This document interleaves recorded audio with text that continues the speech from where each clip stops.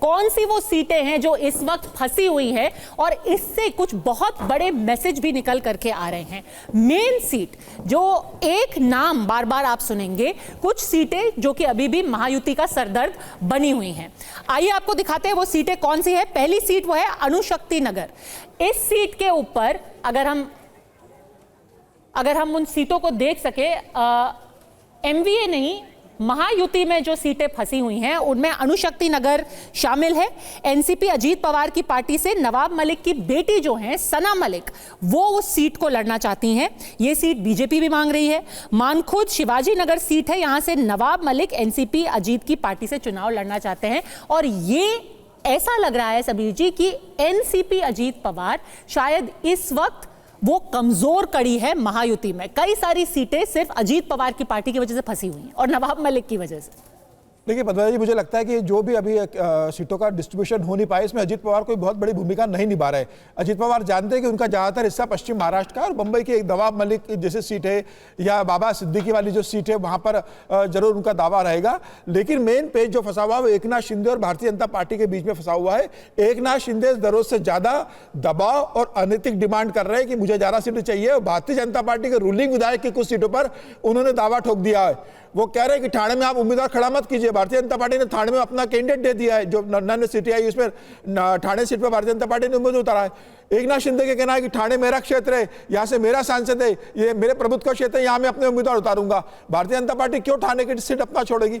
एकनाथ शिंदे अभी भी अड़े हुए हैं कि मुझे 95 से 100 सीटों पर चुनाव लड़ना है, और भारतीय जनता पार्टी कह रही है कि आपकी इतनी ताकत नहीं है। मुझे लग रहा है पेच यही फंसा हुआ है। अजीत पवार कोई बहुत बड़ी भूमिका इसके अंदर नहीं निभाएंगे। अजीत पवार जानते हैं कि वो मुख्यमंत्री बनने नहीं जा रहे, कुछ भी होगा तो वो मुख्यमंत्री ही बनेंगे।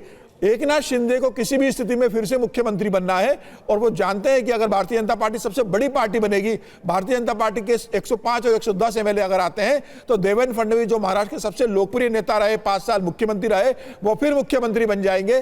तो एकनाथ शिंदे किसी भी स्थिति में अपनी सीटों को ज्यादा से ज्यादा अपने पास रखना चाहते हैं और ज्यादा से ज्यादा अपने विधायक लाना चाहते हैं। यही पेच फंसा हुआ है। अमित शाह जी ने आज इसलिए इन तीनों को दिल्ली बुलाया था, और एकनाथ शिंदे से कहा गया होगा कि आपको 50-40 विधायक लाने पर हमने मुख्यमंत्री बना दिया था, अब आपकी ताकत जितनी है उतनी सीटों पर आप लड़िए, बाकी सीटों पर हम चुनाव लड़ेंगे, सिर्फ हारने के लिए सीटें नहीं दी जा सकती। मुझे लग रहा है अंतिम समझौता यह हुआ कि एकनाथ शिंदे को 75 से 80 सीटों पर कहीं एडजस्ट किया जाएगा, बाकी सीटों पर भारतीय जनता पार्टी चुनाव लड़ेगी। एकनाथ शिंदे के कारण पूरा मामला पेच फंसा हुआ है। देखिए अजीत पवार ने तो अपने उम्मीदवार की सूची जारी कर दी थी। अजीत पवार को दिक्कत भी नहीं है। एकनाथ शिंदे चूंकि जिस जगह पर शिवसेना एकत्रित थी जो 2019 में, तो वो बंबई की भी उन सीटों पर दावा कर रहे हैं कि जहां पर पहले एकीकृत शिवसेना चुनाव लड़ती थी। भारतीय जनता पार्टी की कहना है कि नहीं, बंबई में कई सीटों में मजबूत है, हमारा संगठन मजबूत है, संघ का स्वयंसेवक वहां बहुत अच्छे से मजबूती से काम कर रहा है, तो हम वो सीटें आपको नहीं दे सकते। और मुझे लग रहा है, और कौन कौन से वो सीटें अपने दर्शकों को जल्दी से बता देते हैं। अंधेरी ईस्ट, जिस पर दोनों बीजेपी शिवसेना यहां दावा कर रहे हैं, चेंबूर, भाजपा और शिवसेना दोनों इस पर दावा कर रहे हैं, डिंडोशी ऐसी एक सीट है, कलीना है, वर्ली और साथ ही साथ वर्सोवा। यही है 5-6 सीटें समीर जी। बिल्कुल बिल्कुल। वर्ली से आदित्य ठाकरे चुनाव लड़ते हैं, उनका उम्मीदवारी डिक्लेयर हो गई। वहां से एकनाथ शिंदे सीट मांग रहे हैं, वो भारतीय जनता पार्टी का स्ट्रांग होल्ड है, भारतीय जनता पार्टी को छोड़ेगी नहीं।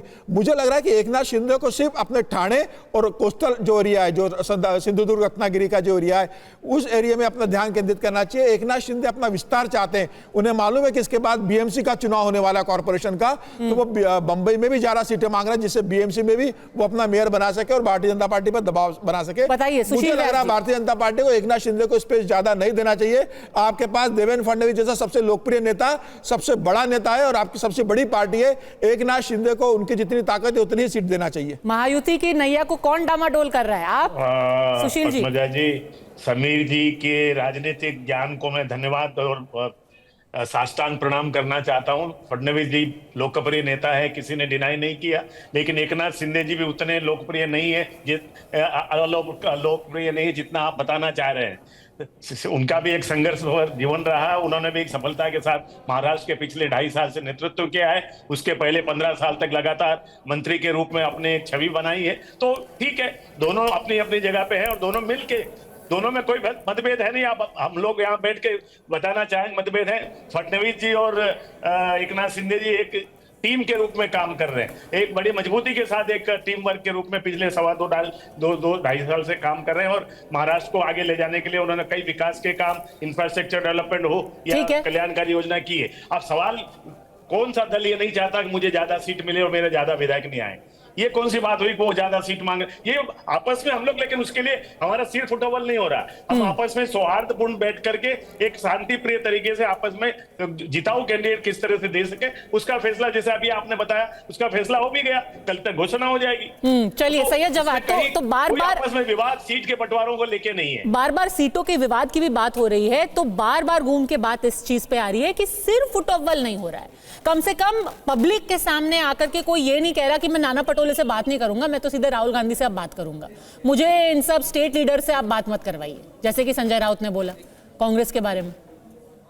नहीं, अब मैं फिर बोलूंगा, वो तू मैं हो जाती। मैं भारतीय जनता पार्टी में बोलूंगा। सुनने में तो ये भी आया, जब भी कोई भारतीय जनता पार्टी का नेता या विधायक निकलता है तो लोग कहते हैं देखो देखो खोका जा रहा है, खोका जा रहा है, खोका जा रहा है। आप सुनते कहाँ हैं ये सब चीजें? वैसे बहरहाल इसके, लेकिन ये सब जो अंदर की खबरें आपको और किशोर तिवारी जी को आती है, मैडम, मैं जब अभी महाराष्ट्र, ये मैडम, मैं तो नागपुर जो है हो करके आया, रह करके भी आया, मेरा जो है नागपुर से बड़ा पुराना ताल्लुक है। अच्छा, तो बहरहाल इसके